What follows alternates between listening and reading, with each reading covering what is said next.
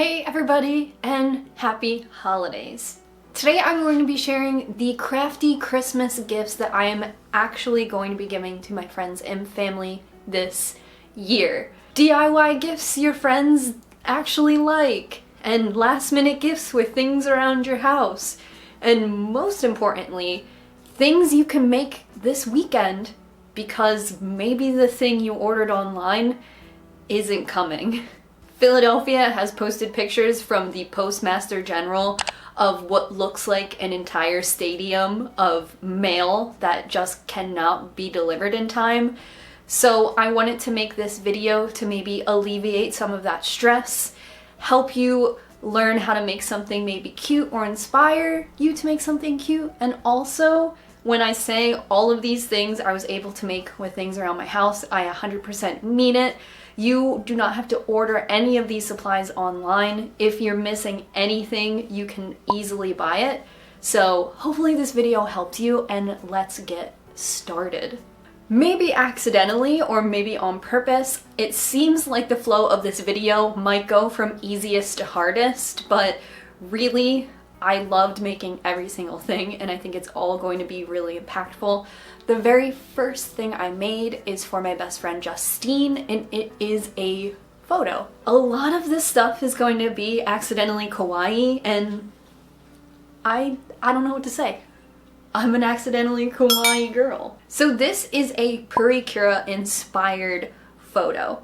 So you've probably seen purikura photos. I especially love getting these photos taken, and I thought it would be kind of special, kind of cheeky to share one of these photos with my friend. So Justine and I have a history of getting our picture taken with the Easter Bunny, getting our picture taken with Santa, and visiting these purikura photo booths. These are the Japanese photo booths where you go in, you can take pictures, and the pictures are very flattering. They have a lot of skin smoothing, and you can do other things like enlarge your eyes, apply makeup, add stickers and little phrases. And these photos are so cute and special. I had a few taken this year with John, but because of COVID, we couldn't get pictures with Santa, we couldn't get these purikura pictures, so I decided to make one myself. So it is really easy to download one of these Japanese kind of Facetune apps, and that's what I did. So I have Beautycam on my phone, and full disclosure, I haven't updated my iOS since 2017, I don't know. So this app may not even function anymore or exist, but I have it on my phone, so definitely drop any similar apps in the comments, help out a kawaii friend in need. But if Beautycam still works exactly like it is, I use Beautycam, and you're able to go back and edit any pictures. You don't have to take them live in order for the editing to work. So I went back on my phone and I found a nice picture of Justine and I together, and I applied the beauty filter to it. To make it more extreme, I saved the picture and added the beauty filter back onto it. I guess you could categorize this as a gag gift, but I can just picture it in Justine's home, so it feels like a gag gift that she likes. After I edited this picture, it was really easy for me to go over to CVS, the pharmacy, and have this printed. I paid 39 cents for our picture, and the fun thing about CVS was I was able to add borders on the actual photo, which made it look like a Polaroid picture. I thought this was really fun, really goofy. So with that, I went over to the dollar store and picked out a good frame that I thought would be perfect for adding stickers, glitter, accoutrement to the picture frame. I found this really nice picture frame, and looking it up online, Urban Outfitters sells a similar one for $10, and I got this one for $1. So I spent the rest of the night decorating the picture frame, put on some music, and just really had some fun. If you have a stash of stationery that you've been saving, this Christmas is the perfect time to whip it out. I put some really weird stickers on there, and I used some puffy paint to just paint on some phrases. Purikura is known for having, phrases like friends and girls and sweet kisses and different things like that that are always fun to put on your pictures.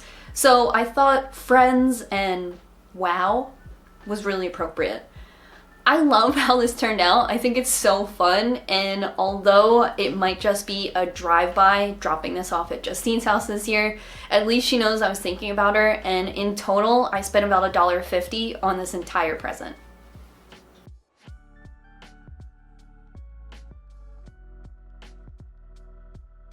Next, it is my baby brothers. And they are not babies, they are basically adults. They can both drive and all that nice stuff. But I made their presents this year. And I know that making your brothers presents can be kind of hard because they want cash and Xbox Live. But this year, I wanted to make them a present. So this goes back a little bit. Last year I picked up some candles from Bath & Body Works, and my boyfriend picked out this candle called Midnight Blue Citrus. This candle has great reviews online and the notes sound good, but to me this candle smells like Axe body spray and I can't palate it.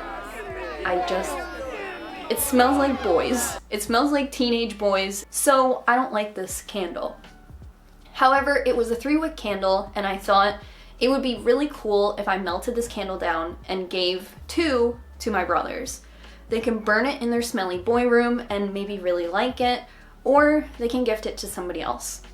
This is a very easy DIY if you are somebody who goes through candles and you circulate through candles a lot, because if that's the case, all of these supplies will be absolutely free. Not counting the cost, I guess, of the original candle, but if you are someone who tries a lot of candles and you have a lot of hits and a lot of misses, you could actually come up with a custom kind of fragrance on your own if you melt together a couple candles in order to fill up the container. This could be great for a couple empties that you've been saving, or in my case, a fragrance you just kind of can't get down with. So I melted down my Midnight Blue Citrus candle by double boiling it. This is a process where you put your candle in a pot of hot water on the burner, and the heat from the hot water will melt the wax inside and make it a liquid. Once you get that liquid wax, you can pour it into your containers. I had 2 containers from the smaller size Bath & Body Works candles that I had rinsed out earlier this year so I could propagate snake plants.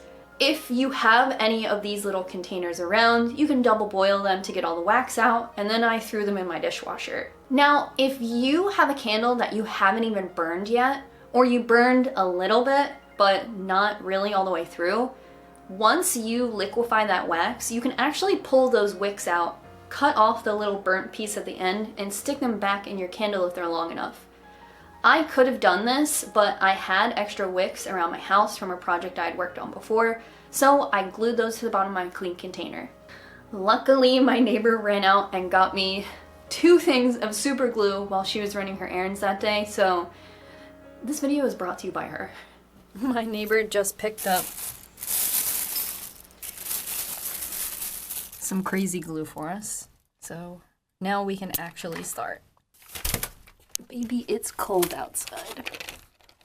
Finally, after pouring the wax into my new containers and letting it cool, my house reeked of the Midnight Blue Citrus, but we were ready to decorate our containers.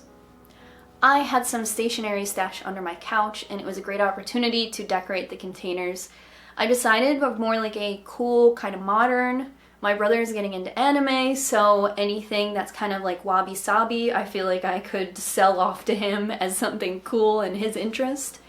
And my other brother keeps a clean room, and I know he likes to wear a nice shirt, comb his hair, so I think just the nice shapes, abstract shapes with clean lines, both looked really good. And I think that these will either be a great gift, or for me they will accompany a pair of socks that I'm going to give them anyway, but it's just a little something extra, and it's nice that it's homemade. Plus, virtually, it was free. Moving on, I want to take a quick second to talk to you about subscriptions. So, subscribing to channels is actually down on YouTube. It might be something you've actually noticed yourself, maybe completely on accident by watching some of your favorite YouTubers and seeing that they have a lot of views but not a lot of subscribers. This is actually a trend on YouTube and not just a coincidence. Although the trend of subscribing is down because mostly our viewing happens on our recommended and our suggested and new releases and trending, YouTubers and especially smaller YouTubers still depend on subscription numbers for negotiating brand deals, getting sponsorships, and also the care they can receive from YouTube support. Tech support can be a big thing for a smaller channel when they are trying to navigate errors and copyright infringement and other things like that. So having subscribers can really benefit a YouTuber through that spectrum. It's also a great way to show your support absolutely for free. So although subscriptions are down, I do want to ask you guys and remind you to subscribe to your favorite YouTubers and subscribe to my channel. Aww. I am technically a small business, a freelancer, so if you can help me by subscribing absolutely for free, it really does make the difference. So thank you guys for my little read. In one take, hit subscribe. It really does make a difference, especially if your YouTuber needs tech help or is trying to negotiate sponsorships. Thank you. My next DIY really kind of went crazy for a while, but we picked it up and we made it work, and I took one concept and kind of turned it into something completely different that I actually like much more than my original concept. So earlier this year, I bought a birthday candle from Target. It was a birthstone candle, and I kind of just picked it because I like the fragrance. I'm not an emerald birthstone, but I thought it would be a really cute gift to give my grandparents because my grandfather used to own a karate school called Emerald Karate. And I thought that that would be really fun to give as a gift, but my grandfather is sensitive to fragrance. So I was like, okay, I can't give this as a gift. I personally like the fragrance. So I burnt the candle and then cleaned all of the wax out of the container, so I had this nice emerald container. Meanwhile, on the side, I was propagating a couple snake plants, and I thought it would make a really cute planter for just one blade of snake plant. However, wouldn't you know, after cleaning out my emerald container, my cat knocked it on the floor and shattered it. But it only broke into about 3 pieces. So, with my neighbor's super glue, I decided to glue it back together, but I thought it'd be a really great opportunity to try kintsugi. So kintsugi, you've probably seen it. It is this Japanese kind of method of mending pottery once it breaks apart. They kind of mend it with it looks like gold glue, or maybe they mend it with glue and then paint the cracks gold. I've seen it a couple ways. KonMari was talking about it, and I was like, hey, I love Japanese culture apparently, so I thought I would try this out. I did not look up a tutorial, I jumped right into it, so I will show you some of my mistakes and then tell you what you should actually do. What you should not do is mix gold pigment with super glue. I mixed gold pigment with super glue and it had a chemical reaction that actually started smoking and burned my eyes. So don't do that. If you're going to try kintsugi, I recommend trying it just like me. You have a little porcelain or ceramic container that accidentally shatters and you can glue it back together. However, do wear gloves. I accidentally glued my super glue to my glove, so please wear gloves. So what I did was I glued my ceramics back together, and I was really surprised. It's the first time I've ever used super glue, so I didn't think it would work, but it totally does. Next, I got a nice fine pointed brush and some gold metallic paint, and I just painted along the cracks on the top of the glue. So I really like the effect of the gold paint being right on top of the glue. I didn't want to see any cracks or anything. I wanted the paint to completely cover the glue, so you'll have to see what kind of aesthetic you like. I didn't scrape any extra glue or anything like that. I just painted directly on top of it. Originally, I thought it might be kind of rude to give my grandfather this broken-ass pot and be like, here you go, my cat broke it, and I fixed it. But after a while, it really came together and I felt like it looked really special. Once the glue had dried, I had used a magic eraser to get off a lot of the fingerprints. Not all of them came off. I think some of the fingerprints were super glued on, so do be careful about that. Especially if you were working with something that used to have a candle in it, most of my fingerprints are from soot. Then I decided to put a little plant inside. So I vetoed the propagated plant that I originally planned on putting in there, and even though I've been propagating it since October, I just kept it. So I went to the store and I got a plant that would have a nursery pot inside that was very, very small. This is because it is a lot easier to take the nursery pot out, water your plant evenly, let it drain, and put it back in. Originally, I was going to drill a little hole in the bottom of the ceramic. However, I just felt because I super glued it, the integrity of the pot was probably less than ideal. So going and getting this little nursery pot, it cost around $3 and it fits perfectly. I love how this turned out, and I am actually kicking myself because I had a very special planter that my cat had broke last year, and if I would have known how easy it was to glue it together and celebrate the pieces left behind by making this kintsugi repair pottery ceramics method and applying it to them, I think I would have saved this planter, and I think it would have been really cute and easy to forgive my cat. In all, I spent around $2 on the gold paint, $5 on the plant, and because I bought the candle originally because I liked it so much, I'm considering that recycled and free. Finally, what I am so excited for, and spoilers, I know my neighbor watches my YouTube videos. If you do not want to see your present, you better click off, and you better click subscribe. You heard me say it was important. I'm going to be talking about needle punch. Needle punch has been so exciting and consuming all of my time. It is really so much fun and a pleasure.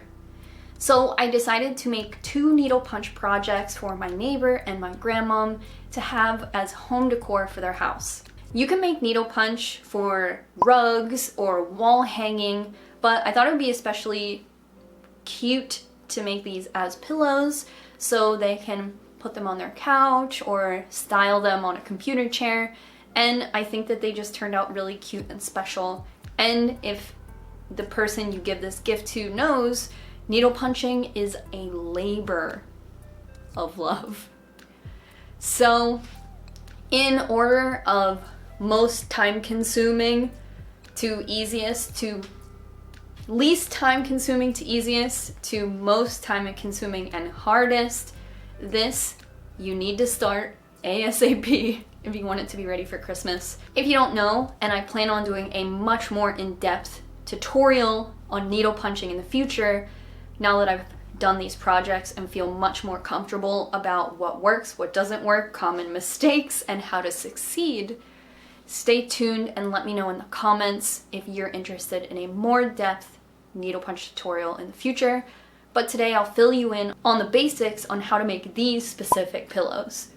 Rugs and wall hangings are something I plan on tackling in the future. For me, I was able to do this needle punch very, very, very inexpensively after I bought a needle punch kit from the store. So this is my very first needle punch project, and I bought it in a kit at the hobby store for like a weekend, like try this with your girlfriends at your sleepover party kind of hobby kit. The hobby kit though came with the actual punch needle, a crochet hoop, some thread to make this design, and a template. Moving on, you will have to get monk's cloth for this project. Now, you can go to the hobby store and get monk's cloth, or you can order it online. I have seen people use burlap as well, but if it is your first time, I do recommend getting monk's cloth because it is a cloth with a lot of fibers, so when you punch the thread in, the fibers open up to receive the yarn and then close behind the thread puncher when you pull it out and hold the yarn tight in place. You can go to the fabric store as well and try to get monk's cloth, but I do suggest calling ahead. Or you can get one of these hobby kits, and once you're done with it, you can use this tutorial to turn it into a pillow as well.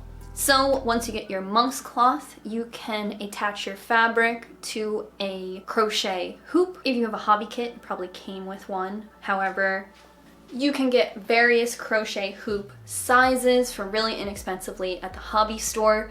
I got the biggest hoop they had at the hobby store for about $2. For the projects I'll be making in the future, I did get a wooden frame. For my neighbor and my grandmom, I designed a flower and a cat. So I do suggest doing this on the sofa, somewhere cozy, putting on a podcast or one of your favorite shows, and just zoning out. Needle punching is a very forgiving but time-consuming craft, art.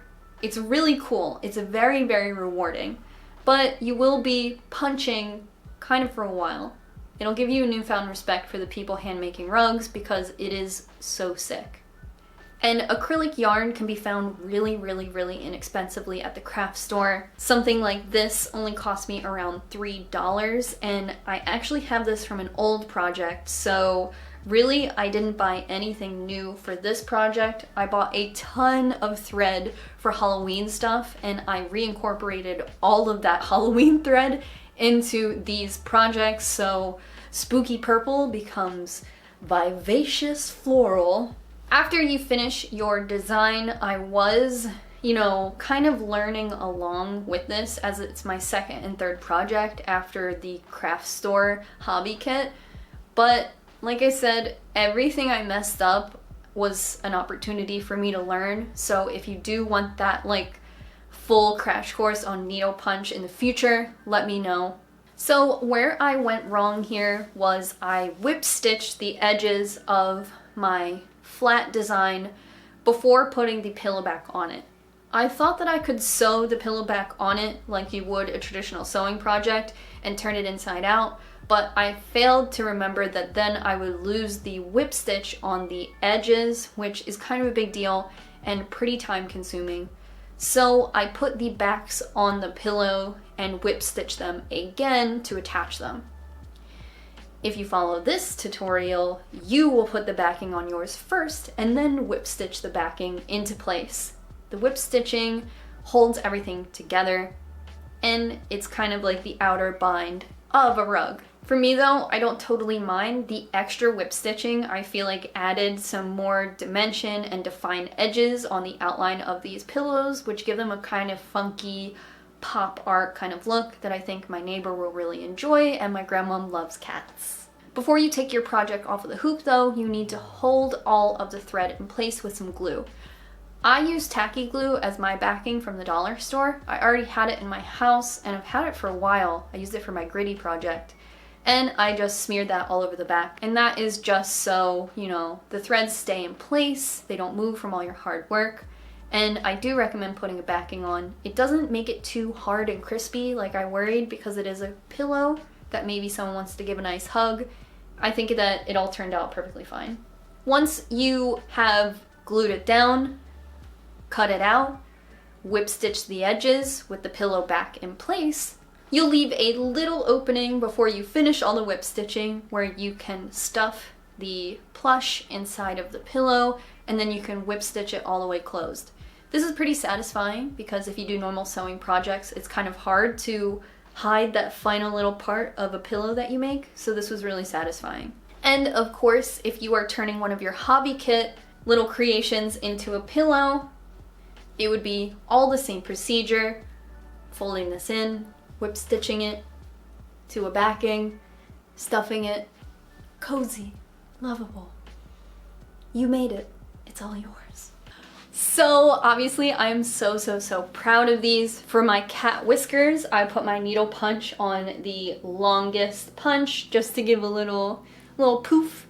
I could trim these and they would be little whiskers, which I still might do, but I do love the idea that it is your little loop from your little needle punches, and that just makes me proud.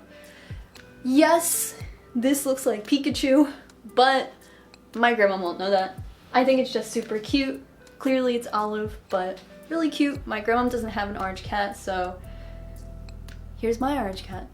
And here's my flower. Like I said, I used a lot of the extra yarn from my hobby kit, and I didn't have enough of each, but I didn't waste anything, and I still think this looks cool and modern, which I know my neighbor will enjoy. On the back, I used this green backing from our Swamp Monster mask project, and I think it looks really cool and complimentary. I think it makes it look like art. And for the back of this, I use plaid. I think it's really cool. This I already had as well. A pillow project I made for Halloween. So really cozy, comfy flannel, and just like a surprising pop on the back. But I did this one first, and I probably did this one in a little faster. Not half the time, not a quarter of the time, three quarters of the time. These are so cool. I want to make these for my couch. They're so cool. They're so cool. Thank you guys so much for watching, and please tag me if you do any of these projects. I think that these are all super easy and things I did locked up in my house. I did not buy any new supplies. Sorry, Justine, if you watch this video, now you know, but I hope you enjoyed. And thanks for listening to me about my little subscription talk. Do remember to subscribe, and if you watch these videos on your television, if you stay till the end card, there will be a little clickable way to subscribe as well. Thank you guys so much, and I hope you enjoy these projects and have a happy holiday. And as always, if you like crafting videos, happy holidays, and until next time, bye.